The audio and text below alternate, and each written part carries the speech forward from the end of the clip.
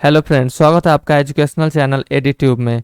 आज का हमारा टॉपिक ट्रांसपोर्टेशन प्रॉब्लम में टेस्टिंग फॉर ऑप्टिमल कंडीशन पढ़ने वाले हैं लोग। इसके पहले के वीडियो में हम आपको ऑलरेडी पढ़ा चुके हैं कि इनिशियल बेसिक फिजिकल सॉल्यूशन का कैलकुलेशन कैसे करते हैं लोग। इसके लिए हम 3 मेथड से आपको सिखाए। अगर प्रॉब्लम बैलेंस है तब भी, अनबैलेंस है तब भी, ऑलरेडी बता चुके हैं।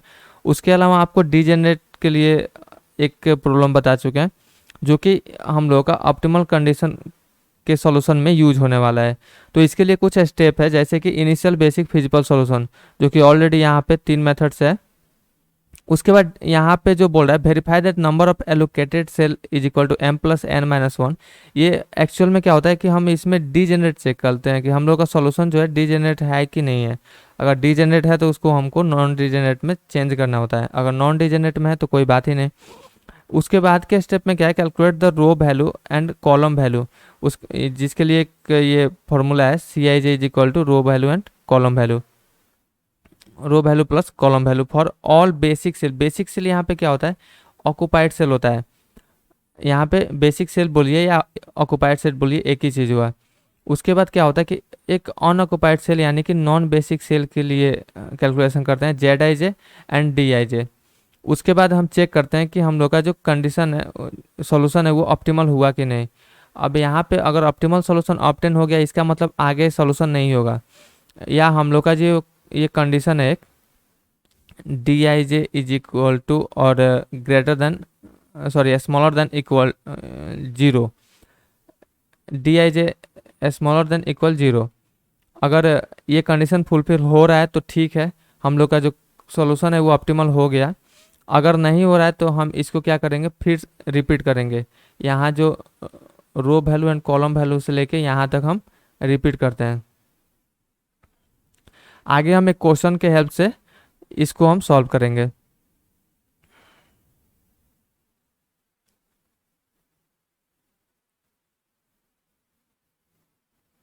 क्वेश्चन जैसा कि आप देख सकते हैं, यहाँ पे एक प्रोजेक्ट है, प्लांट है।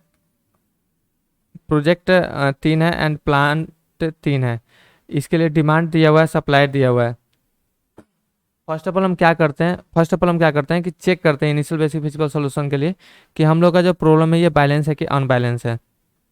तो अगर आप 27, 22 और 26 जो सप्लाई दिया हुआ है यहाँ पे इसको जोड़े तो 75 आएगा, और डिमांड 24, 18 और 33 को जोड़े तब भी 75 आएगा। यानी कि हम लोग का जो प्रॉब्लम है ये बैलेंस है। तो बैलेंस है तो डायरेक्ट हम स्टेप 1 में चलते हैं इनिशियल बेसिक फिजिकल सॉल्यूशन के लिए। पहले हम क्या किए हैं कि सेम टू सेम जो था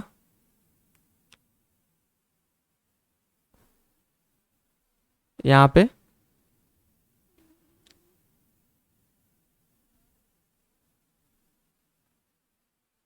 supply demand same to same जो क्वेश्चन था हम ऑलरेडी इसको लिख चुके हैं। अब इसको हम भाम मेथड से एक्चुअल में सॉल्व करने वाले हैं। तो इसके लिए हमको एक और कॉलम की ज़रूरत पड़ेगी, जिसका ये होता है हम लोग का कॉस्ट डिफरेंस होता है।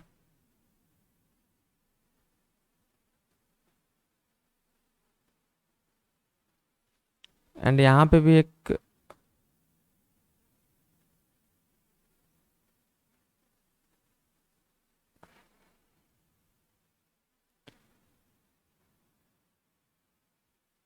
ठीक है, एक प्रोजेक्ट ए के लिए, project B and project C.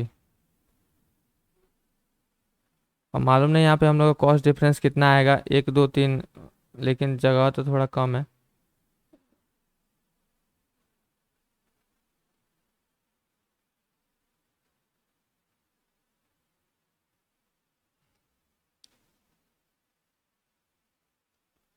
Okay, हम कैलकुलेशन करते हैं। अब हम मेथड में क्या होता है कि सबसे पहले हम कॉस्ट डिफरेंस निकालते हैं। अब कॉस्ट डिफरेंस क्या चीज़ का निकलेगा, या जो कॉस्ट दिया हुआ ना इसी का कॉस्ट डिफरेंस निकलेगा।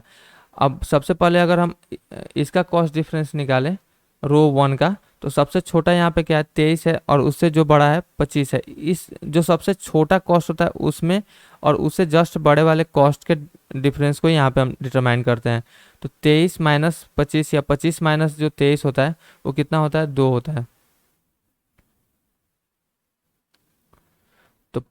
25 माइनस, ये कैसे हो गया?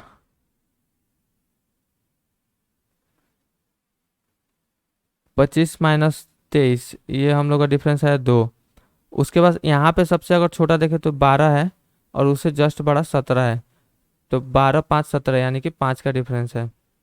तो ये डिफरेंस आ गया 5। उसके बाद 19 और 29 में ये हो गया 10 का डिफरेंस। देन अब कॉलम के लिए देखें तो यहाँ पे सबसे छोटा 17 है और उससे जस्ट बड़ा 23 है, यानी कि 17 6 का डिफरेंस आ रहा है।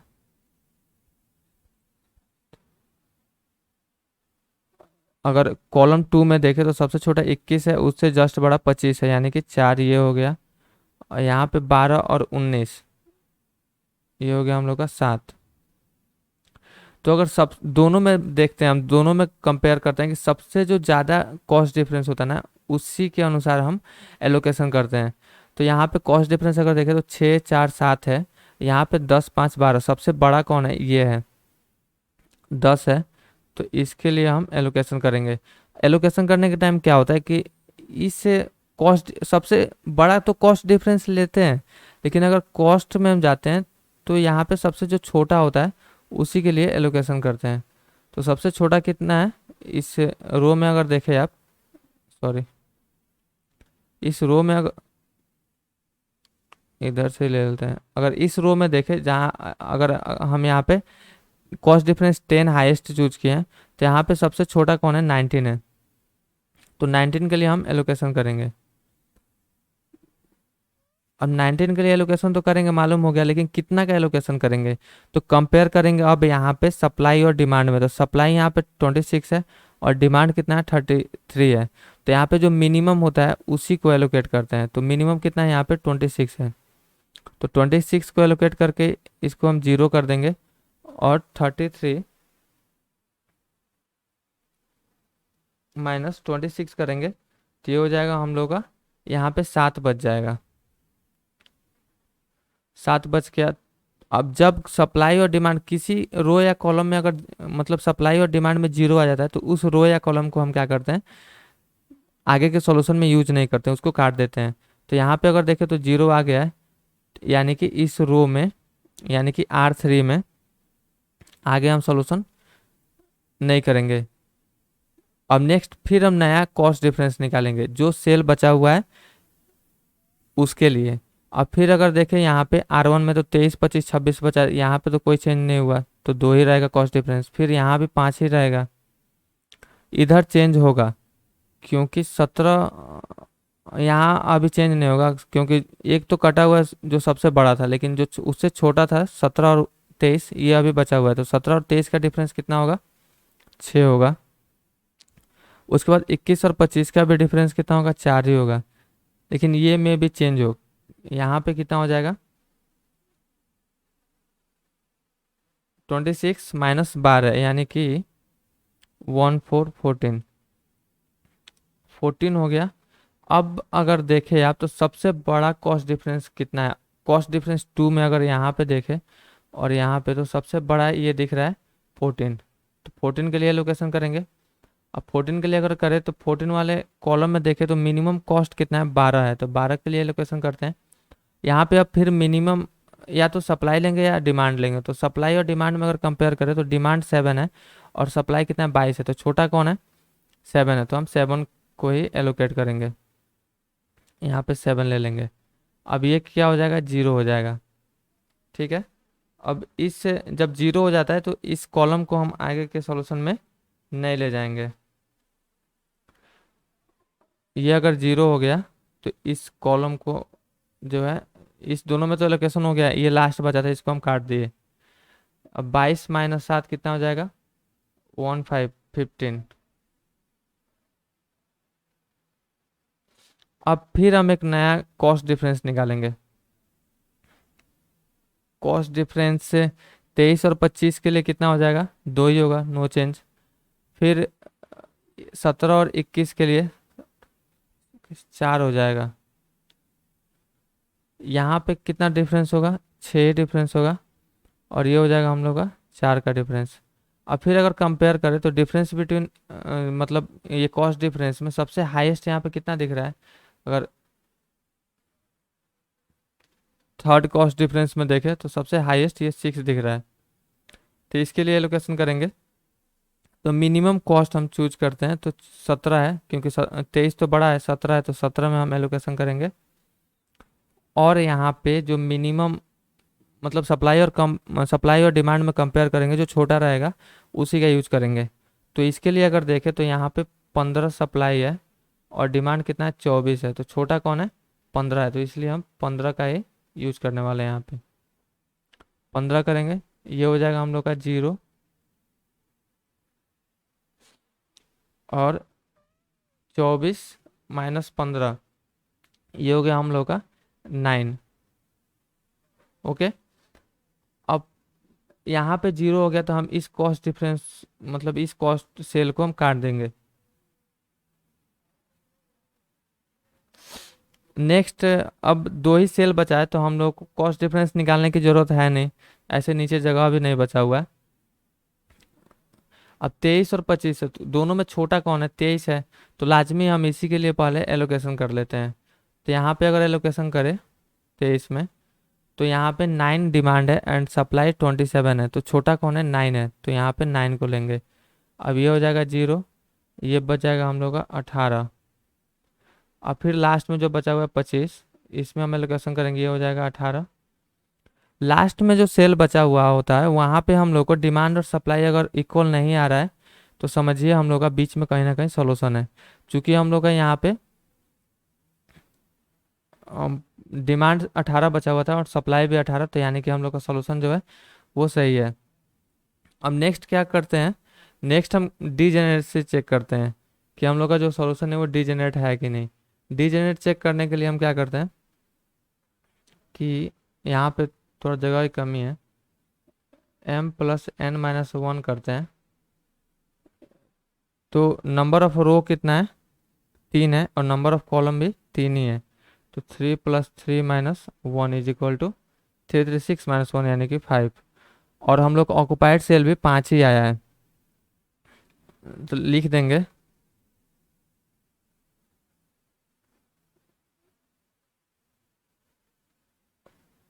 3 plus 3 minus 1 is equal to 5 is equal to occupied cell।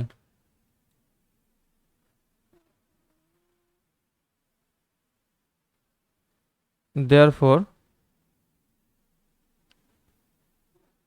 the solution is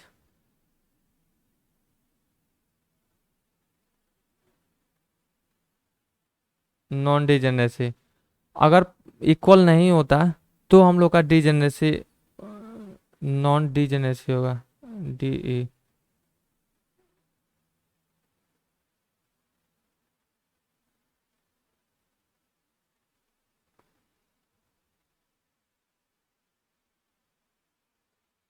अगर हम लोग का इक्वल नहीं आता तो वहाँ पे हम लोग का डिजेनरेसी होता, लेकिन यहाँ पे इक्वल आ गया तो हम लोग का नॉन डिजेनरेसी हो जाएगा। अब डिजेनरेसी नॉन डिजेनरेसी आ गया तो इसका मतलब क्या, हम लोग को मतलब एक इप्सिलॉन वैल्यू हम लोग को यूज करना होता है, जिससे हम लोग आगे जो ऑप्टिमल कंडीशन है उसको चेक करते हैं। लेकिन यहाँ पे ऑलरेडी नॉन डिजेनरेसी है तो आगे हम चेक नहीं करेंगे। आप ट्रांसपोर्टेशन प्रॉब्लम का जो 7th वीडियो है उसको देख सकते हैं, ये डिजेनरेसी और नॉन डिजेनरेसी आपको क्लियर हो जाएगा। अब आगे मेन जो सॉल्यूशन है ऑप्टिमलिटी कंडीशन का वो चेक करते हैं। ओके, अब पहले जो हम लोग का जो ऑक्युपाइड सेल था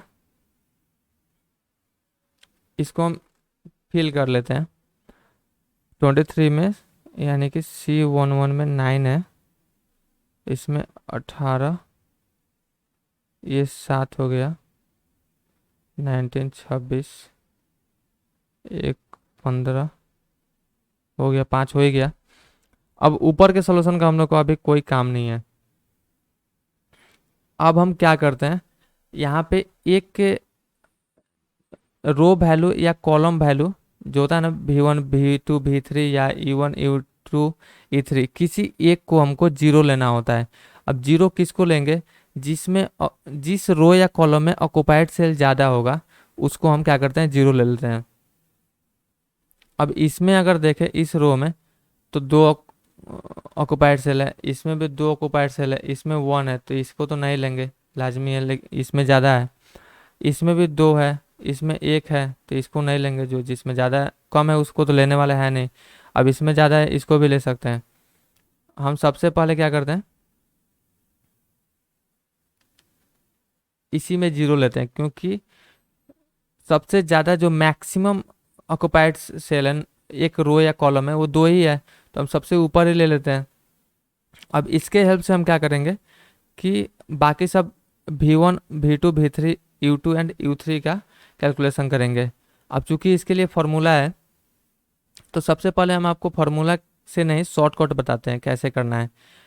अब जो यहाँ पे C23 दिया हुआ ना, इसमें से जीरो को घटा लीजिए।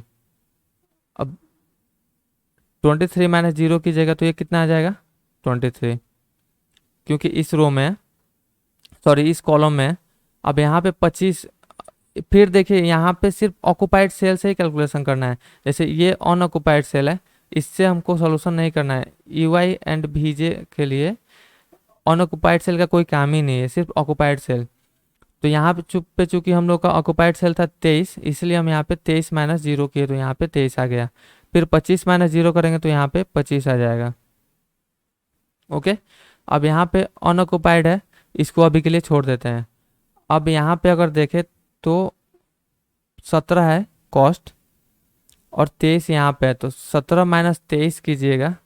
फिर यहाँ पे जो कॉस्ट है ना, उससे EY एंड VJ को घटा सकते हैं आप। ऐसा नहीं कि 23 बड़ा है तो इसमें से इसको घटा दीजिए, ऐसा नहीं है। जो भीतर है उसको बाहर साइड वाले को घटाते हैं उसमें से। तो 17 माइनस 23 अगर करें तो कितना आएगा, 6 आएगा, -6 आएगा। तो इस कॉलम में तो वैल्यू है लेकिन इस Y2 में नहीं है, तो हम क्या करेंगे, यहाँ पे फिल कर देंगे -6, ये हो जाएगा -6। और फिर अगर आप देखें तो ये जो ऑक्युपाइड सेल था इसका यूज हो चुका है। अभी जो बचा हुआ है ये दोनों बचा है, ये इसके लिए अगर हम करें तो 12 माइनस 6, यहाँ पे 12 और माइनस यहाँ पे -6 है तो ये तो प्लस हो जाएगा।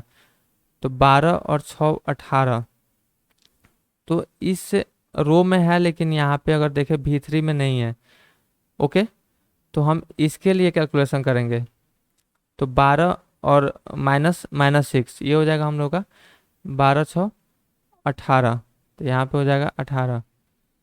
और फिर इसका भी यूज हो चुका, अब किसका यूज करेंगे, इस लास्ट C33 का। ओके, अब यहाँ पे अगर देखें तो 19 माइनस 18, तो ये कितना बचा, 1 बचा। तो ये जो लास्ट में बचा है इसको हम लिख देते हैं।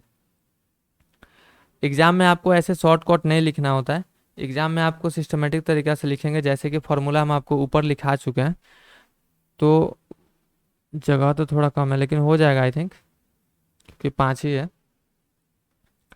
तो सबसे पहले देखते हैं ऑक्युपाइड सेल कौन कौन है। एक है, हम पहले लिख देते हैं U1 is equal to let U1 is equal to 0। Okay, अब ऑक्युपाइड सेल कौन कौन है पहले देखते हैं। ये है हम लोग का C11। ओके, C11, उसके बाद C12 है, ये दोनों हो गया। अब ये रह गया C21 C23 एंड एक लास्ट है C33। अब यहाँ पे C11 है ना, तो यानी कि ये 11 तो है ही, लेकिन इससे एक और हम लोग को पता चल जाएगा कि हमको जोड़ना क्या क्या है। तो यानी कि U1 प्लस V1, ये दोनों 1 है तो U1 प्लस V1। यहाँ पे U1 प्लस V2, ये 11 था तो 1 कर दिए, 12 था तो 1 2 कर दिए। अब यहाँ पे U2 प्लस V1, उसके बाद U2 प्लस V3, फिर U3 प्लस V3। अब हम यहाँ पे वैल्यू पुट करते हैं। अब इसको एक ही लाइन में हटा देते हैं, इसका कैलकुलेशन। C11 का कितना वैल्यू है, 23 है, इसका 23 है। उसके बाद C12 का अगर देखें तो 25 है, और C21 का 17 है, C23 का 12 है, और C33 यानी कि ये 19 है। अब U1 का वैल्यू हम लोग को मालूम है 0 है, तो 0 पुट करते हैं, प्लस V1 का हम लोग को मालूम नहीं था, लेकिन अगर आप V1 यहाँ पे करें तो ये कितना बच जाएगा, V1 is equal to 23, clear दिख रहा है। यहाँ भी V1 is equal to 0 plus V2 is equal to 25। अगर आप इसका कैलकुलेशन करें तो कितना आएगा, V1 is equal to 23, V2 is equal to 25।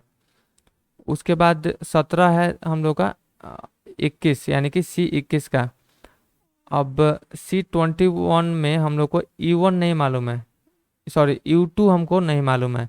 U2 तो हम मान लीजिए पहले आपको शॉर्टकट बताया तो उसमें -6 आएगा, लेकिन U2 हमको मालूम नहीं है, तो U2 हम क्या करेंगे, ऐसे सेम टू सेम लिखेंगे, प्लस V1 मालूम है हम लोग को कितना है, 23 है, 23 है। तो अगर आप देखें 23, इस इक्वेशन को अगर आप सॉल्व करें y2 प्लस 23, तो कितना हो जाएगा, y2 is equal to 17 minus 23, तो ये -6 ही बचेगा। ओके, तो हम -6 कर दिए। उसके बाद y2 कितना है, y2 अब हमको मालूम चल गया -6 है, -6। और V3 कितना है, V3 हमको मालूम नहीं है, तो प्लस V3 लिख देते हैं। अब इसका अगर आप कैलकुलेशन करें तो 12 is equal to -6 plus V3, तो ये अगर प्लस इधर जाएगा, माइनस इधर जाएगा तो प्लस हो जाएगा, तो 12 6 18 इज इक्वल टू V3, तो ये कितना हो गया हम लोग का 18। फिर Y3 हमको मालूम नहीं है अभी, लेकिन V3 अभी जस्ट निकाले 18, तो यहाँ पे Y3 U3 लिखेंगे, एंड ये V3 हम लोग का 18 का 18। अगर आप इसका कैलकुलेशन करें तो 19 is equal to Y3, sorry U3 plus 18, इधर जाएगा तो ये माइनस हो जाएगा, तो U3 इज इक्वल टू 1 हो जाएगा, तो यानी कि 1। अब हम शॉर्टकट बनाए और ये निकाले, ये मिलाइए तो एक भी सॉल्यूशन इधर उधर नहीं होगा, 23 25, 23 25, ये -6 18 1, और U1 हम ऑलरेडी इसको हम 0 लिए थे। ओके, अब नेक्स्ट हमको क्या करना है, ये तो बेसिक सेल के लिए कैलकुलेशन कर दिए। अब नेक्स्ट हमको क्या करना है, नॉन बेसिक सेल यानी कि ऑन ऑक्युपाइड सेल के लिए कैलकुलेशन करना है। और ऑन ऑक्युपाइड सेल कौन कौन है, उसमें हम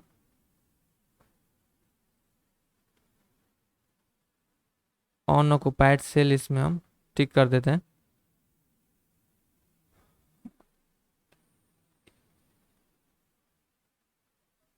on occupied cell red dot लगा रहे हैं यहाँ पे,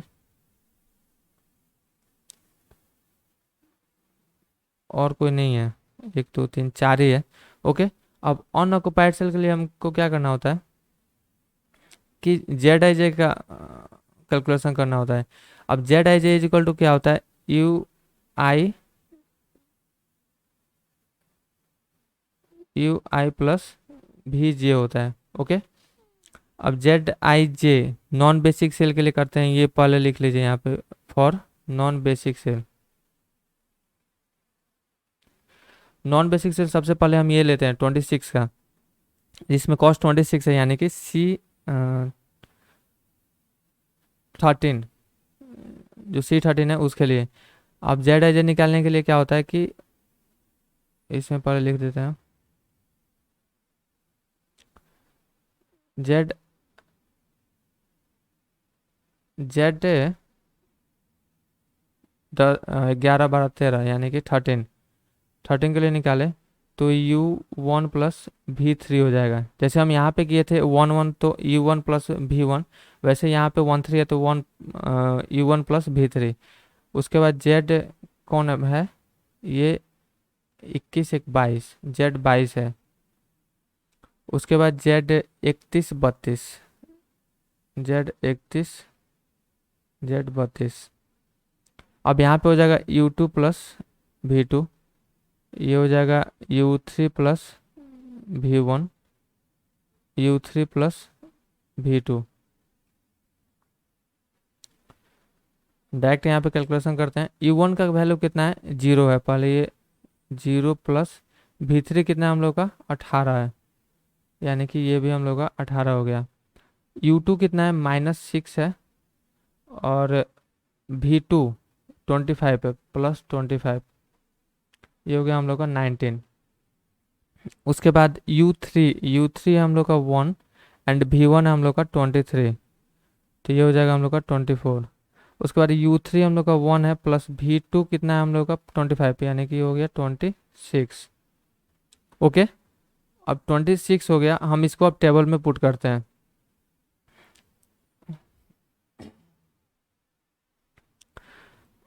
सबसे पहले कितना है, 18 आया था, 18,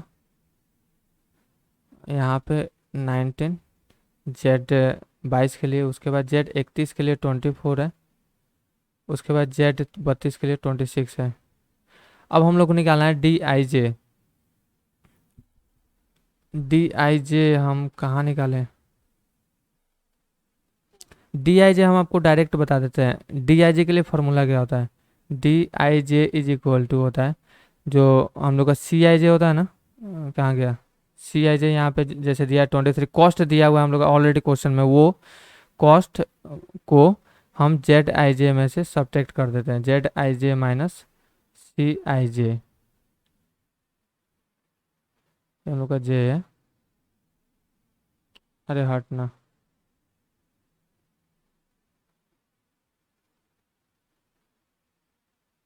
ओके, अब हम यहाँ पे डायरेक्ट सब्ट्रैक्ट करके लिखते हैं। अब अगर आप सेल 13 के लिए देखें तो यहाँ पे Z i j 18 है और C i j 26 है। तो चूंकि हमको क्या करना है, Z i j minus C i j करना है, तो 18 माइनस अगर 26 करें आप, तो ये होगा हम लोग का -8। उसके बाद इसमें अगर देखें तो 19 माइनस 21, ये हो जाएगा हम लोग का -2। 24 माइनस 29, ये हो जाएगा हम लोग का -5। 26 माइनस 30, यानी कि -4। हम आपको ऊपर लिखवा चुके हैं कि कंडीशन हम लोग को क्या फिल करना है, कि D I J must be smaller than और इक्वल टू 0। तो यहाँ पे देखिए, तो डी आई जे जो निकाले हैं ये सब 0 से छोटा है कि नहीं, सब नेगेटिव है, यानी कि 0 से छोटा है, यानी कि हम लोग का जो कंडीशन है वो ऑप्टिमल है। तो यहाँ पे हम लिखेंगे, डायरेक्ट नीचे कंडीशन लिखते हैं।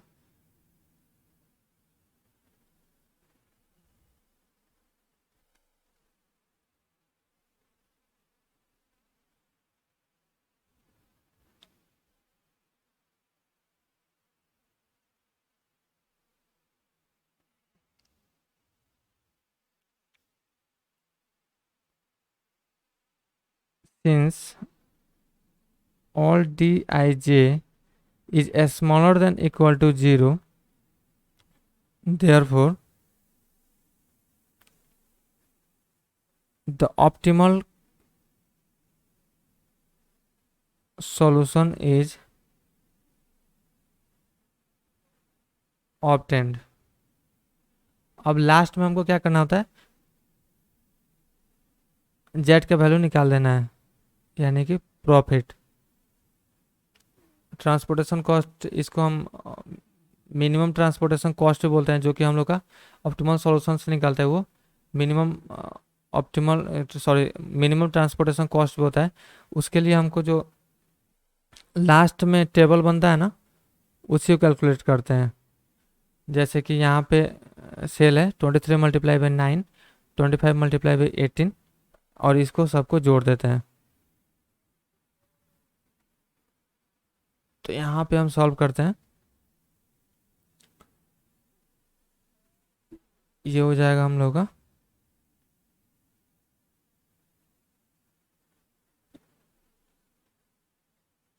23। ये फिर हम जेड का वैल्यू सिर्फ ऑक्युपाइड सेल से निकालते हैं, इसमें अनऑक्युपाइड सेल का कोई काम नहीं है।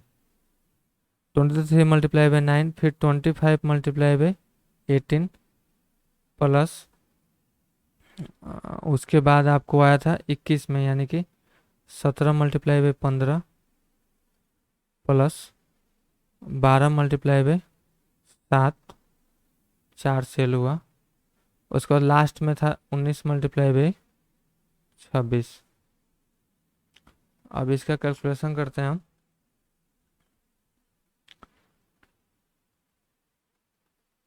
23 मल्टीप्लाई बाई 9, ये हो गया हम लोग का 207 plus 450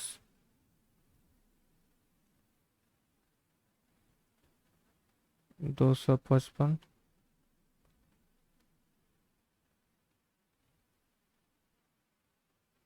84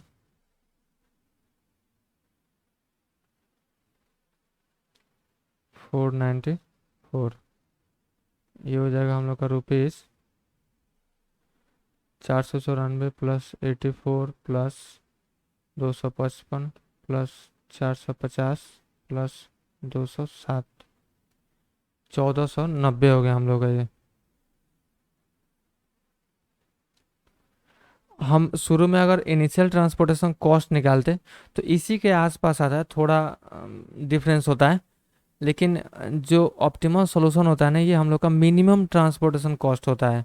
initial basic feasible solution में हम लोग का बेसिक होता है, लेकिन यहाँ पे जो है हम लोग का ट्रांसपोर्टेशन कॉस्ट मिनिमम होता है।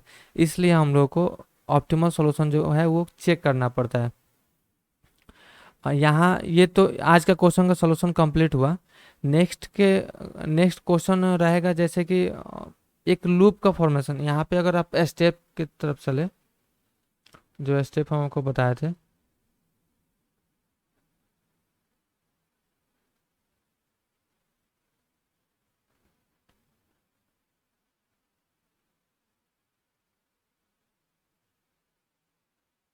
हाँ इसमें देखिए इनिशियल बेसिक फिजिकल सॉल्यूशन तो ठीक है, इसमें भी निकाले m plus N degeneracy check किए। उसके बाद row U I and V J, यानी कि row column and row value and column value का कॉलम वैल्यू डिटरमाइन किए। उसके बाद हम जेड आई जे और सी आई जे सॉरी जेड आई जे और डी आई जे जो नॉन बेसिक सेल था उसके लिए डिटरमाइन किए। उसके बाद चेक किए हम लोग का जो सोल्यूशन है हम लोग का ऑप्टेन हुआ कि नहीं, जो ऑप्टिमल सोल्यूशन है वो ऑप्टेन हुआ कि नहीं। तो चूंकि हम लोग का यहीं पे सोल्यूशन ख़त्म हो गया, लेकिन अगर हम लोग का ऑप्टिमल सॉल्यूशन ऑप्टेन नहीं होता एक ही स्टेप में, तो हम क्या करते हैं, उसके लिए हम आपको नेक्स्ट वीडियो में एक सॉल्यूशन बताएंगे जिसमें हम लोग का ये जो लूप फॉर्मिंग होता है ये बताने वाले हैं। Okay, thank you.